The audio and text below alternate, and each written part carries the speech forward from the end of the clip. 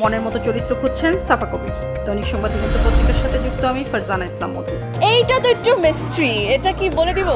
জনপ্রিয় অভিনেত্রী সাফা কবিরের অভিনয় জীবনের এক যুগ পূর্ণ হয়েছে সম্প্রতি। দীর্ঘ সময় ধরে অভিনয় করলেও এখনও কিছু ক্ষেত্রে অভ্যস্ত হতে পারেননি তিনি। মাছরাঙ্গা টেলিভিশনের জনপ্রিয় podcast behind the fame with RRK-র ষষ্ঠ পর্বে অতিথি হয়ে এসে সাফা জানান, কোনো অ্যাওয়ার্ড শোতে যাওয়ার আগে ভয়ে প্রায় জ্বর এসে যায় তার। বড় আয়োজন, তারকাদের উপস্থিতি, ক্যামেরার ঝলকানি সবকিছুই তার ভেতরে চাপা উত্তেজনা তৈরি করে। শোতে সাফা কবির আরও বলেন, অভিনয়ে আগের তুলনায় অনেক সিরিয়াস হলেও মনের মতো স্ক্রিপ্ট পাওয়া সহজ নয়। সুযোগ এলে বড় পর্দায়ও কাজ করতে চান তিনি, তবে খুঁজছেন গল্প ও চরিত্র নির্ভর কাজ।